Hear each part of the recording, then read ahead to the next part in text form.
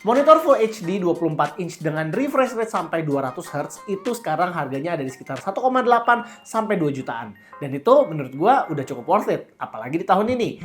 Tapi monitor ini ukurannya 27 inch dengan resolusi 2K dan refresh rate 210 Hz, harganya cuma 2,5 jutaan. Kira-kira jadi nanggung nggak sih monitor-monitor Full HD tadi?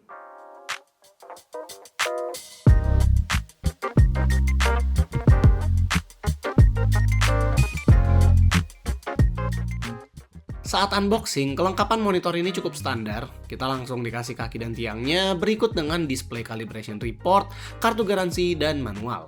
Selain adapter, kita juga diikut sertain kabel DisplayPort 1.4 dan ini normal lah buat monitor di harga segini. Perakitan monitornya pun gampang dan tools. Kita tinggal attach tiangnya ke kaki, ceklek, dan pasang secara sliding antara tiang ke monitornya. Ceklek. Kelar deh.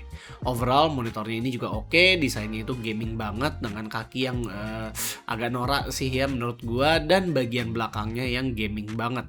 Di bagian belakangnya ini ada corak-corak biru yang bukan selera gua, tapi buat yang suka flashy gaming ini keren sih. Bagian kakinya juga ada motif cross begitu yang gua kurang suka. Motif kaki seperti ini jadi nggak bisa ditaruh soundbar di bawah monitor, mana lagi build quality-nya juga ringkih. Semua bahannya terbuat dari plastik kecuali metal sheet yang ada di bawahnya aja. Dan buat ergonomiknya, monitor ini hanya bisa tilt aja tanpa bisa swivel dan lain-lain.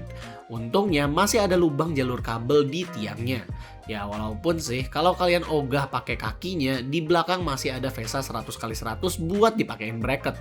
Buat konektivitasnya dia ada satu DisplayPort 1.4 dan 2 HDMI 2.0 beserta audio pass-through. Nggak ada USB dan ini termasuk standar banget. Oke, kalau bukan menang di desain, monitor ini bagusnya apa sih bang? Jawabannya ada di panel. Kalau secara spesifikasi, monitor ini ya berukuran 27 inch 2K dengan refresh rate 210 Hz.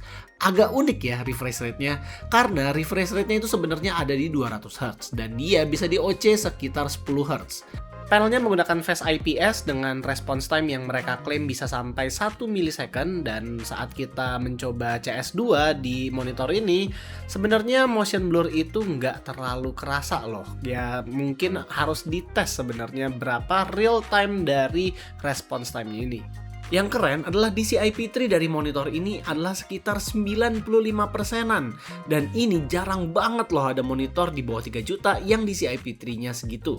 Kalau dari klaim calibration reportnya, di sini mereka menyatakan bahwa panel ini delta I-nya bisa sampai 0,28. Namun di pengetesan kita, delta I-nya itu ada di sekitar 0,8. Overstate sih, tapi tetap aja di bawah harga 3 juta bisa dapat monitor yang delta I-nya di bawah 1, itu keren banget.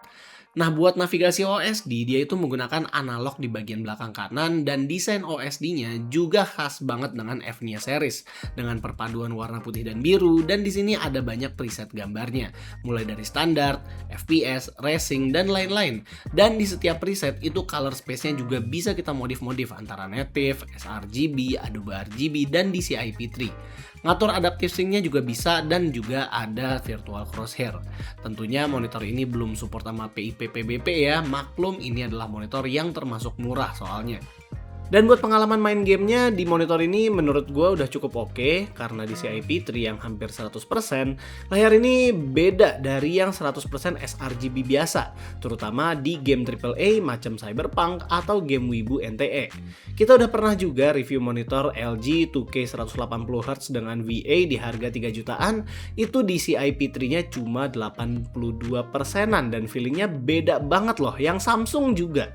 Buat main game kompetitif, dia juga nggak terlalu kerasa sebenarnya motion blur-nya, asalkan profil smart response-nya jangan di set di fastest. Nggak tahu kenapa, kalau di set di fastest, suka ada glowing putih-putih saat lagi goyang-goyang, dan ini tidak enak untuk dilihat. Terakhir, konsumsi daya dari monitor ini juga nggak terlalu gede, cuma di 31,5 watt saat full brightness main CS2 di 211 fps, dan ini membuat monitornya ramah buat para kaum kerehore tapi tetap pengen 2K. Jadi menurut pengetesan kita tadi, ini adalah salah satu monitor di harga 2,5 juta yang color gamutnya itu terluas dan delta I-nya itu cukup rendah. Jadi cocok misalnya mau kalian pakai buat main game AAA lah, buat ngeliatin warna-warna yang cantik, atau mau sekalian dipakai buat editing atau fotografi atau ya 3D design, produktivitas kreatif kalian lah.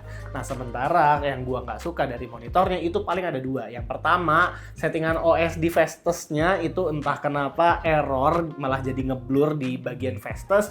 Dan yang kedua itu ada di kakinya. Gua nggak suka sama kakinya. Mendingan kalau misalnya beli ini sekalian sama ARM aja. Nah, sementara kalau dibandingin sama beberapa kompetitornya di harga yang setara, LG sama Samsung misalnya, itu LG sama Samsung harganya lebih mahal. Kakinya iya sih lebih cakep, tapi ya panelnya masih VA dan mereka curve gitu. Masih, kalau kata gue sih masih mendingan yang ini gitu. Nah, sementara kalau misalnya di 2,5 juta ada satu lagi saingannya yang ketat banget, itu malah datang dari brand Enlight, karena dengan harga 2,3 juta doang dia udah dapat resolusi 2K walaupun refresh rate-nya masih 180 Hz. Menangnya dia itu ada di kakinya, di mana dia full ergo dan dia kakinya itu flat. Sementara yang ini mending pakai ARM sekalian. Cuma kalau gue sih mungkin akan pilih Philips yang ini ya, karena gue tinggal copot aja kakinya dan pakai ARM udah beres gitu. Dan kalau misalnya menjawab pertanyaan yang tadi, apakah Full HD itu jadi nanggung atau enggak, itu balik lagi sebenarnya ke budget kalian. Kalau misalnya gue sendiri memang mau beli monitor di harga segitu, ya gue akan ngeliat budget gue. Misalnya nih gue emang mentok banget, gue nggak bisa beli di atas 2 juta, ya mungkin gue akan ambil monitor Full HD dengan refresh rate 200 Hz. Tapi kalau misalnya gue ada duit gopek lagi aja atau 600 ribu lagi aja, gue mendingan langsung sekalian ambil yang ini. Jadi menurut gue itu nanggung. Nah, menurut kalian kira-kira monitor Full HD itu masih nanggung sekalian 2K atau mending ambil Full HD aja sih?